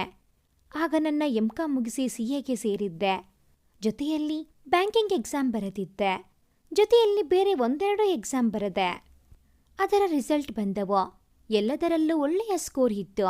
ಇಂಟರ್ವ್ಯೂ ಅಟೆಂಡ್ ಮಾಡಿದೆ. ನನಗೆ ಮೊದಲು ಅಸಿಸ್ಟೆಂಟ್ ಮ್ಯಾನೇಜರ್ ಆಗಿ ಕೆಲಸ ಸಿಕ್ಕಿತು. ಅದು ಮಾಡುತ್ತಲೇ ನನ್ನ CA ಮುಗಿಸಿದೆ. ನಂತರ ನಾನು ಬ್ಯಾಂಕ್ ಮ್ಯಾನೇಜರ್ ಆದೆ. ಅಭಿಜಿತ್ ಹೋದಾಗ ನನಗೆ ಬೇಸರ ಆಗಿರಲಿಲ್ಲ, ಏಕೆಂದರೆ ನನಗೆ ವೇದು ಮೇಲೆ ಪ್ರೀತಿಯಾಗಿತ್ತು. ಅದನ್ನು ಕೇಳಿದ್ದ ದೀಕ್ಷಿತ್ ಅತೀವ ನೋವನ್ನು ಅನುಭವಿಸಿದ್ದ. ನನಗಿಂತ ಕೇವಲ 8 ತಿಂಗಳು ದೊಡ್ಡವನು ಅವನು. ನನ್ನದೇ ಕ್ಲಾಸ್ಮೇಟ್. ಅವನನ್ನು ಬಹಳ ಪ್ರೀತಿಸುತ್ತಿದ್ದೆ ಅಂತ ನಾನು ಅರಿತುಕೊಂಡಿದ್ದು ಕೂಡ ಅಭಿಜಿತ್ ನನ್ನ ಜೊತೆಯಲ್ಲಿ ತಾನು ಮುಂದುವರಿಯಲು ಸಾಧ್ಯವಿಲ್ಲ ಅಂತ ಹೇಳಿದಾಗ ನನಗೆ ನಾನು ಅಂದುಕೊಂಡಷ್ಟು ಆಘಾತ ಆಗಲಿಲ್ಲ. ನನ್ನಲ್ಲಿಯೇ ಏನೋ ಕೊರತೆ ಇದೆಯೇನೋ ಅನಿಸಿ ಆತಂಕ ಆಗಿತ್ತು ನನಗೆ. ಹೀಗೆ ಆಗುತ್ತಿದೆ ಎಂದು. ನಂತರ ಕ್ರಮೇಣ ನನಗೆ ಅರಿವಾಯಿತು. ನನಗೆ ವೇದು ಮೇಲೆ ಪ್ರೀತಿಯಾಗಿದ್ದ ಕಾರಣ ನನಗೆ ಅಭಿಜಿತ್ ನನ್ನಿಂದ ದೂರ ಆದ ನೋವು ನನ್ನ ಮೇಲೆ ಅಷ್ಟು ಗಾಢವಾದ ಪರಿಣಾಮ ಬೀರಲಿಲ್ಲ ಅಂತ. ಆಗ ಅವನಿಗೆ ನನ್ನ ಮನಸ್ಸಿನ ಭಾವನೆ ಅವನ ಹತ್ತಿರ ಹಂಚಿಕೊಳ್ಳಲು ತಡ ಮಾಡೋದು ಬೇಡ ಅಂತ ಅವನು ಕೆಲಸ ಮಾಡುತ್ತಿದ್ದ ಕಂಪನಿಯ ಹತ್ತಿರ ಅವನನ್ನು ಮಾತನಾಡಿಸಲು ಹೋದೆ. ಅಲ್ಲಿ ಅವನು ಒಂದು ಹುಡುಗಿಯ ಜೊತೆಯಲ್ಲಿ ಬಹಳ ಕ್ಲೋಸ್ ಆಗಿ ಇರೋದು ನೋಡಿದೆ. ನಾನು ಅಲ್ಲಿಗೆ ಹೋಗಿದ್ದು ನೋಡಿದ್ದ ವೇದು, ಕೃತಿ ಬಾಯಿಲ್ಲಿ, ಇವಳ ಪರಿಚಯ ಮಾಡಿಕೋ. ನನ್ನ ಜೀವನದ ಪ್ರೀತಿ, ನನ್ನ ಹುಡುಗಿ ಇವಳು ಮನೀಷಾ ಎಂದು ಅವಳನ್ನು ನನಗೆ ಪರಿಚಯಿಸಿದ. ಆಗ ನನ್ನ ಮನಸ್ಥಿತಿಯ ಬಗ್ಗೆ ಏನು ಹೇಳಲಿ ನಾನು ದೀಕ್ಷಿತ್. ನನ್ನೊಳಗಿದ್ದ ಅವನನ್ನು ಪ್ರೀತಿಸುವ ಹೃದಯ ಹೊಡೆದು ಚೂರು ಚೂರಾಗಿತ್ತು. ಒಳಗೊಳಗೆ ಮೌನವಾಗಿ ಅಳತೊಡಗಿದ್ದೆ. ಅವನಿಗಾಗಿ ನಾನು ಸಂತಸದಿಂದ ಇರುವ ನಾಟಕ ಮಾಡಿದ್ದೆ ಮೊದಲ ಬಾರಿಗೆ. ಅದರಲ್ಲಿ ಯಶಸ್ಸು ಕೂಡ ಪಡೆದವಳು ನಾನು. ಅಚೀವರ್ ಆದೆ ಅಂದು. ನನ್ನ ಬದುಕಿನ ಪ್ರತಿ ಪುಟವೂ ವಿಚಿತ್ರವಾದ ಅನುಭವಗಳನ್ನೇ ನೋಡುತ್ತಾ ಹೋದೆ ಆ ನಂತರದ ದಿನಗಳಲ್ಲಿ. ಇಂದು ವೇದುಗೆ ಇಲ್ಲೇ ಇದೇ ಊರಿನಲ್ಲಿ ಕೆಲಸ ಆಗಿದೆ. ಅವನ ಎಂಗೇಜ್ಮೆಂಟ್ ಆಯಿತು. ಇನ್ನು 15 ದಿನಗಳಲ್ಲಿ ಅವನ ಮದುವೆ. ಇಂದಿಗೂ ಅವನು ಎದುರಿಗೆ ಬಂದಾಗ ಈ ಹಾಳು ಹೃದಯ ಬಡಿತವನ್ನು ಏರಿಸಿಬಿಡುತ್ತದೆ. ಈ ಎಲ್ಲದರ ಮಧ್ಯೆ ಅಪ್ಪ ಅಮ್ಮ, ಅಣ್ಣ ಅಸ್ಮಿತಾ, ಅಂಕಲ್ ಆಂಟಿ ಇವರ ಮಾತುಗಳು ಮನಸ್ಸಿಗೆ ತಟ್ಟದೆ ಬೇಸರ ಅನಿಸತೊಡಗಿದ ತಕ್ಷಣ ಅಲ್ಲಿಂದ ಎದ್ದು ಬಿಡುತ್ತಿದ್ದೆ. ಈಗಂತೂ ಅಲ್ಲಿಗೆ ಹೋಗುವುದನ್ನೇ ಬಿಟ್ಟಿರುವೆ ನಾನು. ಅವರೇ ನನ್ನ ನೋಡಬೇಕೆನಿಸಿದಾಗ ಒಮ್ಮೆ ಬಂದು ಹೋಗುತ್ತಾರೆ. ಇಷ್ಟರ ಮಧ್ಯೆಯೂ ನಾನು ಈ ಒಂಟಿತನ, ಖಾಲಿತನವನ್ನು ಅನುಭವಿಸದೇ ಇರಲು ಹೇಗೆ ಸಾಧ್ಯ ದೀಕ್ಷಿತ್? ಆಗ ಮನಸ್ಸು ಹೇಳಿದ್ದ ಕಡೆಗೆ ಹೊರಟು ಬಿಡುತ್ತೀನಿ. ನಾನು ಇಂದು ಹಾಗೆಯೇ ಇಲ್ಲಿಗೆ ಬಂದಿದ್ದು ನಾನು. ಇದು ನನ್ನ ಜೀವನದ ಗಾಥೆ ಎಂದಳು ಕೃತಿಕಾ. ಅವಳ ಪ್ರತಿ ಮಾತನ್ನು ಬಹಳ ಶ್ರದ್ಧೆಯಿಂದ ಕೇಳಿದ್ದ ದೀಕ್ಷಿತ್. ನೋಡಿ ಕೃತಿಕಾ, ನಿಮಗಾದ ನೋವಿಗೆ ನನ್ನ ವಿಷಾದವಿದೆ. ಆದರೆ ಒಂದು ಪ್ರಶ್ನೆ ಇದೆ ನನಗೆ. ನೀವು ಹೂ ಅಂದರೆ ಕೇಳುತ್ತೀನಿ ಎಂದ. ಏನದು ಹೇಳಿ ದೀಕ್ಷಿತ್ ಎಂದಳು. ಅಂದು ಮೊದಲ ಬಾರಿ ನಮ್ಮ ಭೇಟಿಯಾದ ಸಮಯ ನೆನಪಿದೆಯೇ ನಿಮಗೆ ಎಂದು ಕೇಳಿದ. ಹ್ಞೂ ಎಂದಳು. ಫೈನ್. ಅಂದು ನನ್ನ ನೋಡಿದಾಗ ನಿಮ್ಮನ್ನು ನೋಡಿದಾಗ ನನಗೆ ಒಂದು ಅಚ್ಚರಿಯ ನೋಟ ನಮ್ಮ ಒಬ್ಬರ ಮೇಲೆ ಇನ್ನೊಬ್ಬರಿಗೆ ಮೂಡಿತ್ತು. ಏಕೆಂದರೆ ನಮಗೆ ಇಬ್ಬರಿಗೂ ನಮ್ಮ ಹೆಸರು ಮತ್ತು ಮುಖಗಳು ಚಿರಪರಿಚಿತ ಭಾವನೆಯನ್ನು ನೀಡಿತ್ತು ಅಂತಾನೆ. ನಾವು ಅದೇ ಆಶ್ಚರ್ಯದ ಭಾವನೆಯಲ್ಲಿ ಒಬ್ಬರನ್ನೊಬ್ಬರು ಮತ್ತೆ ಮತ್ತೆ ನೋಡಿದ್ದೆವು. ಅದು ನಿಮಗೇ ಸಹ ಗೊತ್ತು ತಾನೇ ಎಂದ ದೀಕ್ಷಿತ್. ಹೌದು, ನನಗೆ ನೆನಪಿದೆ ಎಂದಳು ಕೃತಿಕಾ. ಆ ರೀತಿಯಲ್ಲಿ ಆಗಿದ್ದು ಏನಕ್ಕೆ ಅಂತ ನಿಮಗೇನಾದರೂ ಗೊತ್ತಾ ಎಂದು ಕೇಳಿದ ದೀಕ್ಷಿತ್. ಇಲ್ಲ, ಗೊತ್ತಿಲ್ಲ, ಮತ್ತು ಆ ಬಗ್ಗೆ ನಾನು ಯೋಚಿಸಿಲ್ಲ ಮತ್ತೆ ಎಂದಳು. ಸುಳ್ಳು ಹೇಳುತ್ತಿದ್ದೀರಿ ನೀವು ಅಂತ ನನಗೆ ಗೊತ್ತು. ಈಗ ಬನ್ನಿ, ಬಹಳ ಸಮಯ ಆಗಿದೆ. ಎಲ್ಲಿ ಉಳಿದಿದ್ದೀರಿ ನೀವು? ಅಲ್ಲಿಯವರೆಗೆ ನಿಮ್ಮನ್ನು ಬಿಟ್ಟು ನಾನು ಹೋಗುತ್ತೀನಿ ಎಂದ ದೀಕ್ಷಿತ್. ಅವಳು ಹೇಳಿದಾಗ ಬನ್ನಿ, ನಾವು ಸಹ ಅಲ್ಲೇ ಉಳಿದಿರುವುದು ಎಂದು ನಕ್ಕು ಹೇಳಿದ. ಅವನ ಮಾತಿಗೆ ಅವಳಿಗೂ ಸಹ ನಗು ಬಂದಿತ್ತು. ನಡೀರಿ ಹೋಗೋಣ ಎಂದು ಅವನೊಂದಿಗೆ ಹೆಜ್ಜೆ ಹಾಕಿದಳು ಕೃತಿಕಾ. ಅಲ್ಲಿ ಹೋಗಿ ನೋಡಿದರೆ ಅಕ್ಕಪಕ್ಕದ ಕೋಣೆಯೇ ಅವರದ್ದು. ನೋಡಿ ಮತ್ತೊಂದು ಬಾರಿ ನಕ್ಕಿದ್ದರು ಇಬ್ಬರು. ಸರಿ, ಬೆಳಗ್ಗೆ ಬೇಗ ರೆಡಿಯಾಗಿ ಬಿಡಿ, ದೇವರ ದರ್ಶನಕ್ಕೆ ಒಟ್ಟಿಗೆ ಹೋಗೋಣ ಎಂದ ದೀಕ್ಷಿತ್. ಸರಿ ಎಂದು ಹೇಳಿದಳು. ಬೆಳಗ್ಗೆ ತನ್ನ ಅಪ್ಪ ಅಮ್ಮನಿಗೆ ಕೃತಿಕಾಳನ್ನು ಪರಿಚಯಿಸಿದ ದೀಕ್ಷಿತ್. ನಾಲ್ವರು ಸೇರಿ ದರ್ಶನ ಮಾಡಿ ಊಟ ಮಾಡಲು ಅಪ್ಪ ಅಮ್ಮನನ್ನು ಟೇಬಲ್ಗೆ ಕೂರಿಸಿದ ದೀಕ್ಷಿತ್ ತಾನು ಕೃತಿಕಾಳ ಜೊತೆಯಲ್ಲಿ ನೆಲದಲ್ಲಿ ಕೂತು ಊಟ ಮುಗಿಸಿಕೊಂಡು ಬಂದರ. ಕೃತಿಕಾ, ಹೇಗೆ ಬಂದಿರಿ ಇಲ್ಲಿಗೆ ಅಂದ. ಬಸ್ಸಿನಲ್ಲಿ ಬಂದೆ ಅಂದಳು. ಸರಿ, ಹಾಗಾದರೆ ನಮ್ಮ ಜೊತೆಯಲ್ಲಿ ಹೊರಡಿ ಎಂದು ಹೇಳಿ ಅವಳನ್ನು ಹೊರಡಿಸಿದ ದೀಕ್ಷಿತ್. ಅವನ ಒತ್ತಾಯಕ್ಕೆ ಕಡೆಗೂ ಮಣಿದ ಕೃತಿಕಾ ಅವನ ಕಾರೇರಿದ್ದಳು. ಅರ್ಧ ದಾರಿಯವರೆಗೂ ಅವನು ಡ್ರೈವ್ ಮಾಡಿದ. ನಂತರ ಕೃತಿಕಾ ತಾನು ಡ್ರೈವಿಂಗ್ ತೆಗೆದುಕೊಂಡಳು. ನೇರವಾಗಿ ತನ್ನ ಮನೆಯ ಮುಂದೆ ಕಾರು ನಿಲ್ಲಿಸಿದಳು. ಸುಮಾರು 12 ಗಂಟೆ ಆಗಿತ್ತು. ದೀಕ್ಷಿತ್ ಎಂದು ಹೇಳಿಸಿದಳು. ಹಾ ಎಂದು ಎದ್ದವನು, ಕಾರು ನಿಂತಿರುವುದು ನೋಡಿ, ಎಲ್ಲಿದ್ದೀವಿ ಈಗ ನಾವು ಎಂದು ಕೇಳಿದ. ನಮ್ಮ ಮನೆಯ ಮುಂದೆ ಇದ್ದೀವಿ. ಇಂದು ನಮ್ಮ ಮನೆಯಲ್ಲಿ ಮಲಗಿ ಬೆಳಗ್ಗೆ ನಿಮ್ಮ ಮನೆಗೆ ಹೋಗಿ. ನೋಡಿ, ಅಪ್ಪ ಅಮ್ಮ ಸುಸ್ತಾಗಿದ್ದಾರೆ ಜರ್ನಿ ಮಾಡಿ ಎಂದಳು. ಬಟ್ ಸುಮ್ಮನೆ ನಿಮಗೇಕೆ ತೊಂದರೆ? 1 ಗಂಟೆಯ ಪ್ರಯಾಣ ನಮ್ಮ ಮನೆಗೆ, ಅಷ್ಟೇ ಅಲ್ವಾ ಎಂದಾಗ ಕಳಿಸದೆ ಮನೆಯೊಳಗೆ ಕರೆದುಕೊಂಡು ಬಂದು ಅವರಿಗೆ ಮಲಗಲು ಕೋಣೆ ತೋರಿಸಿ ಅವರಿಬ್ಬರೂ ಮಲಗಿದ ನಂತರ ದೀಕ್ಷಿತ್ ಅಲ್ಲಿಯೇ ಇದ್ದ ಸೋಫಾದಲ್ಲಿ ಮಲಗಿದ. ಅವನೆಲ್ಲಿ ವೇದಾಂತ್ ಎಂದು ಕೇಳಿದ. ಅವನಿಗೆ ಅವನ ಕಂಪನಿಯಿಂದ ಅಕಾಮಿಡೇಷನ್ ಆಯಿತು, ಹೋದ 4 ದಿನಗಳ ಹಿಂದೆ ಎಂದು ತನ್ನ ಕೋಣೆಗೆ ಮಲಗಲು ಹೋದಳು. ಬೆಳಗ್ಗೆ ತಿಂಡಿ ರೆಡಿ ಮಾಡಿದ ನಂತರ ದೀಕ್ಷಿತ್ನ ಏಳಿಸಿದ ಕೃತಿಕಾ ಅವನ ಕೈಗೆ ಕಾಫಿ ಕೊಟ್ಟು, ತಿಂಡಿ ರೆಡಿ ಇದೆ, ತಿಂದು ಬಿಡಿ ಎಲ್ಲ, ಇದೋ ಮನೆಯ ಇನ್ನೊಂದಕ್ಕೆ, ನಿಮ್ಮ ಹತ್ತಿರ ಇಟ್ಟುಕೊಳ್ಳಿ, ಹೋಗುವ ಮುನ್ನ ಬೀಗ ಹಾಕಿಕೊಂಡು ಹೋಗಿ, ಯಾವಾಗಲಾದರೂ ಸಿಕ್ಕಾಗ ಕೀ ಕೊಡಿ, ಪರವಾಗಿಲ್ಲ ಎಂದಳು ಕೃತಿಕಾ. ಕಾಫಿ ಕುಡಿಯುತ್ತಾ ಸರಿ ಮೇಡಮ್ ಎಂದ ದೀಕ್ಷಿತ್ ಕಡೆಗೆ ಕೆಲವು ಕ್ಷಣ ನೋಡಿದ್ದ ಕೃತಿಕಾ ಬಾಯ್ ಹೇಳಿ ಹೊರಟು ಹೋದಳು. ಮಧ್ಯಾಹ್ನದ ಸಮಯ ಹೊಟ್ಟೆ ಹಸಿಯ ತೊಡಗಿತ್ತು. ಎಲ್ಲರೂ ಊಟಕ್ಕೆ ಕೂತಾಗ ಇವಳು ಸುಮ್ಮನೆ ತನ್ನ ಕೆಲಸ ಮಾಡುತ್ತಾ ಇದ್ದಳು. ಅದನ್ನು ನೋಡಿದ ಅಖಿಲ, ಮೇಡಮ್ ಬನ್ನಿ ಊಟಕ್ಕೆ ಎಂದಳು. ಸ್ವಲ್ಪ ಕೆಲಸ ಇದೆ, ಮುಗಿಸಿ ಬರುತ್ತೀನಿ. Akhila, you guys are carry on ಎಂದಳು ಕೃತಿಕಾ. ಅಷ್ಟರಲ್ಲಿ ಅವಳ ಮುಂದೆ ಯಾರೋ ಬಂದು ನಿಂತಂತೆ ಅನಿಸಿದಾಗ ತಲೆ ಎತ್ತಿ ನೋಡಿದವಳು, ಅರೆ ನೀವಿಲ್ಲಿ ಎಂದಳು. ತಾವು ಊಟ ತರದೆ ಬಂದಿದ್ದು ನೋಡಿ ಊಟ ತಂದಿದ್ದೀನಿ ನಾನು, ತಗೊಳ್ಳಿ ಊಟ ಮಾಡಿ, ಮತ್ತೆ ಇದೋ ಕೀ ಎಂದು ಕೊಟ್ಟ ಅವಳಿಗೆ. ನಾವು ಮನೆಗೆ ಹೊರಟಿದ್ದೀವಿ ಬಾ ಎಂದ. ಅಪ್ಪ ಅಮ್ಮ ಎಲ್ಲಿ ಎಂದಳು. ಹೊರಗೆ ಕಾರಿನಲ್ಲಿ ಕೂತಿದ್ದಾರೆ ಎಂದು ಹೇಳಿ ಹೋದ ಅವನು. ಅವನ ಹಿಂದೆಯೇ ಹೊರಗೆ ಬಂದ ಕೃತಿಕಾ ಅವರನ್ನು ಮಾತನಾಡಿಸಿ ಬಾಯ್ ಹೇಳಿದಳು. ಕಾರು ಹೋದ ನಂತರ ಬಂದು ಊಟ ಮಾಡಿದಾಗ ಊಟದ ರುಚಿ ಅವಳ ಹಸಿವನ್ನು ಹೆಚ್ಚಿಸಿತ್ತು. ಅಂದು ಅವನು ತನ್ನ ಆಫೀಸ್ನಲ್ಲಿ ಕೂತಾಗ ಅವನ ಮೊಬೈಲ್ಗೆ ಒಂದು ಕಾಲ್ ಬಂದಿತ್ತು. ಎಸ್ ಎಂದ. ಸರ್, ನಾವು ದೀಕೃತಿ ಟ್ಯಾಕ್ಸ್ ಸೊಲ್ಯೂಷನ್ನಿಂದ ಕಾಲ್ ಮಾಡುತ್ತಿರುವುದು. ನಿಮ್ಮ ನಂಬರ್ ಬ್ಯಾಂಕ್ ಮ್ಯಾನೇಜರ್ ಕೃತಿಕಾ ಅವರು ಕೊಟ್ಟರು ಸರ್. ನಿಮ್ಮದು ಬೆಸ್ಟ್ ಅಕೌಂಟ್ ನಮ್ಮ ಆಫೀಸ್ಗೆ ಅಂತ. ನಿಮ್ಮ ಕಂಪನಿಯ ಅಧಿಕೃತ ಆಡಿಟರ್ ಆಗಲು ನಮಗೊಂದು ಅವಕಾಶವನ್ನು ಕೊಡಿ ಅಂತ ಈ ಮೂಲಕ ರಿಕ್ವೆಸ್ಟ್ ಮಾಡುತ್ತಿದ್ದೇವೆ ಸರ್ ಎಂದಳು ಆಕೆ. ನೋಡಿ, ಅರ್ಧ ಗಂಟೆಯ ನಂತರ ಕಾಲ್ ಮಾಡಿ, ಯಾವುದಕ್ಕೂ ಹೇಳುತ್ತೀನಿ ನಿಮಗೆ ಎಂದ ದೀಕ್ಷಿತ್. ಸರಿ ಸರ್, ಓಕೆ ಎಂದಳು ಆಕೆ. ಮತ್ತೆ ದೀಕ್ಷಿತ್ ಕೃತಿಕಾಳಿಗೆ ಕಾಲ್ ಮಾಡಿ, ನೀವು ಯಾವುದಾದರೂ ಆಡಿಟರ್ ಆಫೀಸ್ಗೆ ನನ್ನ ರೆಫರ್ ಮಾಡಿದ್ರಾ ಎಂದು ಕೇಳಿದ. ಹಾಂ ಹೌದು, ನನಗೆ ತುಂಬ ಪರಿಚಯದವರು ಮಾಡಿರುವ ಆಫೀಸ್ ಅದು. ಇನ್ಫ್ಯಾಕ್ಟ್ ಅವರು ನಾನು ಒಟ್ಟಿಗೆ CA ಮಾಡಿದ್ದು ಕೃತಿ ಅಂತ ಎಂದಳು. ಸರಿ, ಹಾಗಾದರೆ ಅವರಿಗೆ ನಾನು ನನ್ನ ಅಕೌಂಟ್ ಕೊಡುತ್ತೀನಿ. ಥ್ಯಾಂಕ್ಸ್ ಆ್ಯಂಡ್ ಬಾಯ್ ಕೃತಿಕಾ ಎಂದು ಫೋನ್ ಇಟ್ಟ ಅವನು. ಅಂದಿನಿಂದ ಅವನ ಕಂಪನಿಯ ಆಡಿಟರ್ ಆಗಿ ಕೃತಿ ಕೆಲಸ ಮಾಡತೊಡಗಿತ್ತು. ಅಂದು ಇದ್ದಕ್ಕಿದ್ದಂತೆ ಫೋನ್ ಮಾಡಿದ್ದ ಕೃತಿಕಾ, ದೀಕ್ಷಿತ್, ನಾಳೆ ಹೇಗೂ ಭಾನುವಾರ, ನಮ್ಮ ಮನೆಗೆ ಬನ್ನಿ ತಿಂಡಿಗೆ ಎಂದು ಕರೆದಳು. ಕೃತಿಕಾ, ಆವತ್ತು ನಾನು ಒಂದು ಮಾತು ಕೇಳಿದ್ದೆ, ಅದಕ್ಕೆ ನೀವು ಇದುವರೆಗೂ ಉತ್ತರಿಸಲಿಲ್ಲವಲ್ಲ, ಅದಕ್ಕೆ ಉತ್ತರ ಹೇಳಬಾರದೆ ಎಂದ. ದೀಕ್ಷಿತ್, ಇನ್ಯಾವಾಗಲಾದರೂ ಹೇಳುತ್ತೀನಿ, ಪ್ಲೀಸ್. ಬೆಳಗ್ಗೆ ಬನ್ನಿ, ಬರುತ್ತಿರಲ್ಲ, ಕಾಯುತ್ತಿರುತ್ತೀನಿ ಎಂದಳು. ನಿಮಗೆ ಉತ್ತರ ಕೊಡಲು ಇಷ್ಟವಿಲ್ಲ, ನೀವು ಉತ್ತರ ಕೊಡಲು ಕಾಯುತ್ತೀನಿ, ಮತ್ತೆ ಕೇಳಲ್ಲ ನಾನು. ಖಂಡಿತ ಬೆಳಗ್ಗೆ ಬರುತ್ತೇವೆ ಎಲ್ಲರೂ.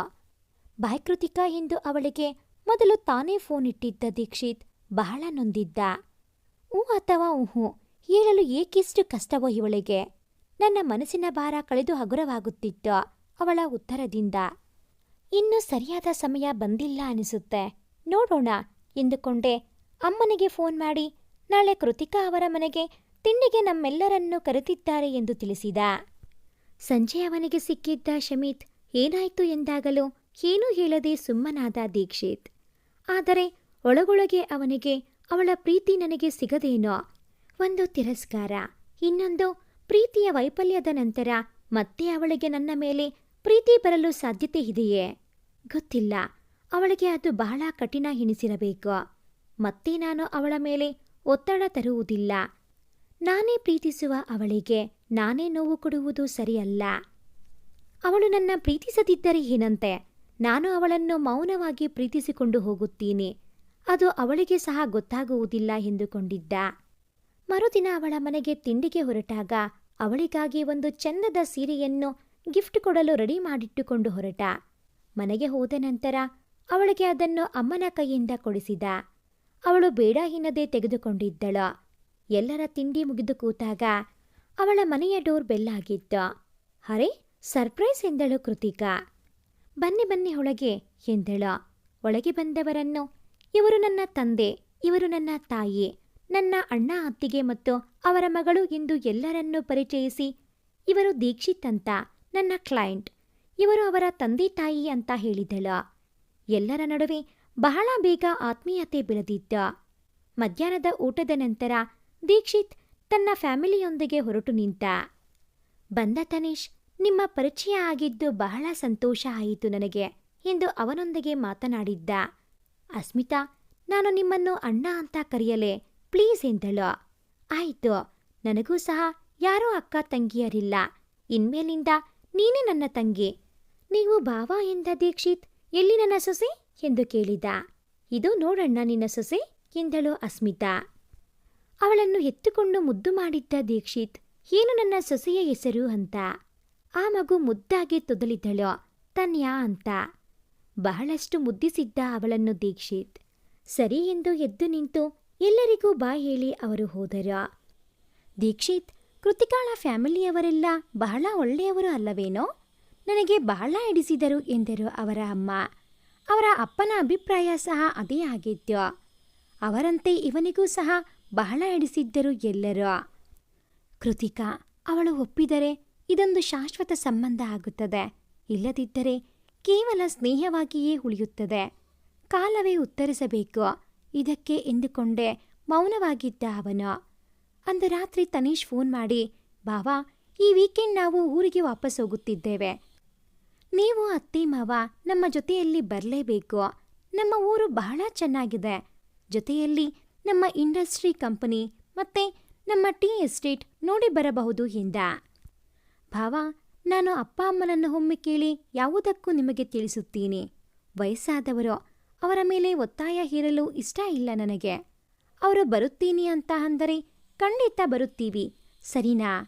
ನಾನು ಅರ್ಧ ಗಂಟೆಯ ನಂತರ ನಿಮಗೆ ಕಾಲ್ ಮಾಡುತ್ತೀನಿ ಎಂದು ಹೇಳಿದ್ದ ದೀಕ್ಷಿತ್. ಸರಿ ಭಾವ, ನಾನು ಕಾಯುತ್ತಿರುತ್ತೀನಿ, ತಿಳಿಸಿ ಎಂದ ತನೀಶ್. ಸರಿ ಭಾವ ಎಂದು ಫೋನ್ ಇಟ್ಟ ದೀಕ್ಷಿತ್. ಅಪ್ಪ ಅಮ್ಮನ ಹತ್ತಿರ ಈ ವಿಷಯ ಮಾತನಾಡಿದಾಗ, ಅವರು ತಾವೂ ಸಹ ಬರುತ್ತೇವೆ, ಹೋಗೋಣ. ಕೃತಿಕಾ ತನ್ನ ಊರಿನ ವೈಭವವನ್ನು ನಮಗೆ ವರ್ಣಿಸಿದ್ದಾಳೆ. ಈಗ ಅವಕಾಶ ಬಂದಿದೆ, ಹೋಗೋಣ ಕಣೋ ಎಂದರು. ಅವನ ಅಮ್ಮ, ಅವನ ಅಪ್ಪ ಸಹ ಹೋಗೋಣ ಕಣೋ ದೀಕ್ಷಿತ್ ಎಂದರು. ಸರಿಯಪ್ಪ, ಹಾಗಾದರೆ ನಾನು ಭಾವನಿಗೆ ಫೋನ್ ಮಾಡಿ ವಿಷಯ ತಿಳಿಸಿಬಿಡುತ್ತೀನಿ ಎಂದ. ಹ್ಞೂ ಸರಿ ಎಂದರು. ಫೋನ್ ಮಾಡಿ, ಆಯ್ತು ಭಾವ, ಬರುತ್ತೇವೆ ನಾವು. ಅಪ್ಪ ಅಮ್ಮ ಬರುತ್ತೇವೆ ಅಂದಿದ್ದಾರೆ ಎಂದು ಹೇಳಿದ. ಸರಿ ಭಾವ, ನೀವೆಲ್ಲರೂ ಬರುತ್ತಿರುವುದು ಬಹಳ ಸಂತೋಷ ನಮಗೆ ಎಂದ ತನೇಶ್. ಈ ವೀಕೆಂಡ್ ಅರ್ಲಿ ಮಾರ್ನಿಂಗ್ ಹೊರಟು ಬಿಡೋಣ, ನೀವು ಇಲ್ಲಿಗೆ ಬನ್ನಿ, ನಂತರ ಒಟ್ಟಿಗೆ ಹೋಗೋಣ ಎಂದು ಹೇಳಿದ. ಸರಿ ಭಾವ, ಹಾಗೇ ಆಗಲಿ ಎಂದ ದೀಕ್ಷಿತ್. ಅಷ್ಟರಲ್ಲಿ ಅವನ ಅಕೌಂಟ್ಸ್ ಅಪ್ಡೇಟ್ ಆದ ಬಗ್ಗೆ ಧಿಕೃತಿಯಿಂದ ಅವನಿಗೆ ಫೋನ್ ಬಂದಿತ್ತು. ಜೊತೆಯಲ್ಲಿ ಅವನ ಅಕೌಂಟ್ಸ್ PDF ಸಹ ಅವನ ಮೊಬೈಲ್ಗೆ ಬಂದಿತ್ತು. ನೋಡಿದ ದೀಕ್ಷಿತ್ ಬಹಳ ಸಂತಸಗೊಂಡಿದ್ದ. ಬಹಳ ನೀಟ್ ವರ್ಕ್ ಮಾಡಿದ್ದರು. ಫೋನ್ ಮಾಡಿ, ಬಹಳ ಚೆನ್ನಾಗಿ ಅಕೌಂಟ್ಸ್ ಮಾಡಿಕೊಟ್ಟಿದ್ದೀರಿ, ನಿಮ್ಮ ಬಾಸ್ಗೆ ನನ್ನ ಥ್ಯಾಂಕ್ಸ್ ಹೇಳಿಬಿಡಿ. ನಾನು ನನ್ನ ಅಕೌಂಟ್ ಇನ್ಮೇಲಿಂದ ನೀವೇ ನೋಡಿಕೊಳ್ಳಿ ಅಂತ ರಿಕ್ವೆಸ್ಟ್ ಮಾಡಿದ್ದೀನಿ ಅಂತ ಸಹ ಅವರಿಗೆ ಹೇಳಿಬಿಡಿ ಎಂದ ದೀಕ್ಷಿತ್. ಖಂಡಿತ ಸರ್, ನಾನು ನಿಮ್ಮ ಮಾತುಗಳನ್ನು ನಮ್ಮ ಬಾಸ್ಗೆ ತಿಳಿಸುತ್ತೀನಿ ಎಂದಳು ಆಕೆ. ವೀಕೆಂಡ್ ಹೊರಟರು ಎಲ್ಲ ಕೃತಿಕಾಳ ಊರಿನ ಕಡೆಗೆ. ಆಗ ದೀಕ್ಷಿತ್ ಕಾರಿನಲ್ಲಿ ಕೂತ ಕೃತಿಕಾ ತಾನೇ ಡ್ರೈವಿಂಗ್ ತೆಗೆದುಕೊಂಡಳು. ಥ್ಯಾಂಕ್ಸ್ ಕೃತಿಕಾ, ನಿಮಗೆ. ನೀವು ಹೇಳಿದಂತೆ ಅಕೌಂಟ್ಸ್ ಮಾಡಲು ನಿಮ್ಮ ಫ್ರೆಂಡ್ಗೆ ಕೊಟ್ಟು ಬಹಳ ಒಳ್ಳೆಯ ಕೆಲಸ ಮಾಡಿದೆ ನಾನು. ಬಹಳ ಚೆನ್ನಾಗಿ ಅಕೌಂಟ್ಸ್ ಮಾಡಿದ್ದಾರೆ, ನೀಟ್ ಆ್ಯಂಡ್ ಕ್ಲೀನ್. ಮೊದಲಿನ ಆಡಿಟರ್ಗೆ ಬೇಕಿರುವ ಇನ್ಫೋ ಕೊಡಲು ನನಗೆ ಬಹಳ ಕಷ್ಟ ಆಗುತ್ತಿತ್ತು. ಆದರೆ ಇವರಿಗೆ ನಾನು ಯಾವುದೇ ಇನ್ಫೋ ಕೊಟ್ಟಿಲ್ಲ. ಅವರು ಕೇಳಲಿಲ್ಲ, ಆದರೂ ಬಹಳ ಅದ್ಭುತವಾದ ಅಕೌಂಟ್ ಮಾಡಿದ್ದಾರೆ ಎಂದ ದೀಕ್ಷಿತ್. ನಿಮಗೆ ಇಷ್ಟವಾಯಿತಲ್ಲ ಬಿಡಿ. ನನ್ನ ಫ್ರೆಂಡ್ ವರ್ಕ್ ಮಾಡುವುದು ಯಾವಾಗಲೂ ಪರ್ಫೆಕ್ಟ್ ಆಗಿರುತ್ತೆ. ಅದಕ್ಕೆ ಅಂತಲೇ ನಿಮ್ಮ ಅಕೌಂಟ್ ಅವರಿಗೆ ಸಜೆಸ್ಟ್ ಮಾಡಿದ್ದು ನಾನು. ನನ್ನ ಮಾತು ಉಳಿಸಿದರು ನನ್ನ ಫ್ರೆಂಡ್. ನಾನು ಅವರಿಗೆ ಥ್ಯಾಂಕ್ಸ್ ಹೇಳಬೇಕು ಎಂದಳು ಕೃತಿಕಾ. ಎಲ್ಲ ಗೊತ್ತು ನಿಮಗೆ, ಆದರೆ ನಾನು ಹೇಳಿದ್ದಕ್ಕೆ ಉತ್ತರ ಮಾತ್ರ ನಿಮ್ಮ ಹತ್ತಿರ ಇಲ್ಲ ನೋಡಿ ಎಂದ ದೀಕ್ಷಿತ್. ಅದು ಯಾವ ಪ್ರಶ್ನೆ ಕೃತಿಕಾ ಅವನು ಕೇಳಿದ್ದು? ಅದು ಉತ್ತರ ಕೊಡಲಾರದಷ್ಟು ಕಠಿಣವಾಗಿದೆಯೇ ಎಂದು ಕೇಳಿದರು ಅವನ ತಂದೆ. ಇಲ್ಲ ಅಂಕಲ್, ಅವರ ಪ್ರಶ್ನೆ ಏನೋ ಸರಳವಾಗಿಯೇ ಇದೆ, ಆದರೆ ಅದರ ಉತ್ತರ ನನ್ನ ಮಟ್ಟಿಗೆ ಕಠಿಣವಾಗಿದೆ. ಏನು ಮಾಡಲಿ ಎಂದಳು ಕೃತಿಕಾ. ಅವಳ ಮಾತು ಕೇಳಿ ಅವನ ಮುಖ ಬಾಡಿತು. ಮತ್ತೇನು ಅವನು ಮಾತನಾಡಲಿಲ್ಲ ಅವಳ ಹತ್ತಿರ. ಸುಮ್ಮನೆ ರಸ್ತೆ ನೋಡುತ್ತಾ ಕೂತುಬಿಟ್ಟಿದ್ದ. ಎಲ್ಲರೂ ಸಂಜೆಯ ಸಮೀಪ ಕೃತಿಕಾಳ ಊರನ್ನು ತಲುಪಿದರು. ತನೇಶ್ ಮತ್ತು ಅವನ ತಂದೆ ತಾಯಿ ಅಸ್ಮಿತಾ ಎಲ್ಲರೂ ಬಹಳ ಉತ್ಸಾಹದಿಂದ ಇವರನ್ನು ಸ್ವಾಗತಿಸಿ ಒಳಗೆ ಕರೆದುಕೊಂಡು ಹೋದರು. ಅಂದು ಸಂಜೆಯ ಕಾಫಿಯ ನಂತರ ಎಸ್ಟೇಟ್ ನೋಡಿ ಬರಲು ಹೋದರು ಎಲ್ಲ ನೋಡಿ ಬರುವಷ್ಟರಲ್ಲಿ ರಾತ್ರಿ ಊಟದ ಸಮಯವಾಗಿತ್ತು. ಊಟ ಮುಗಿಸಿ ಮಾತಿಗೆ ಕೂತರು ಆದರೆ ದೀಕ್ಷಿತ್ ಕೃತಿಕಾಳತ್ತ ನೋಡಲೂ ಇಲ್ಲ, ಮಾತು ಆಡಿಸಲಿಲ್ಲ. ತನ್ನ ಪಾಡಿಗೆ ತಾನು ಇದ್ದು ಬಿಟ್ಟಿದ್ದ. 2-3 ಬಾರಿ ಸತ್ಯವನ್ನು ಮಾತನಾಡಿಸಲು ಪ್ರಯತ್ನಿಸಿದರೂ ವಿಫಲವಾಯಿತು. ಮರುದಿನ ಅವರ ಇಂಡಸ್ಟ್ರಿ ನೋಡಿ ಜೊತೆಯಲ್ಲಿ ಅಸ್ಮಿತಾಳ ಮನೆಗೂ ಸಹ ಹೋಗಿ ಬಂದರು.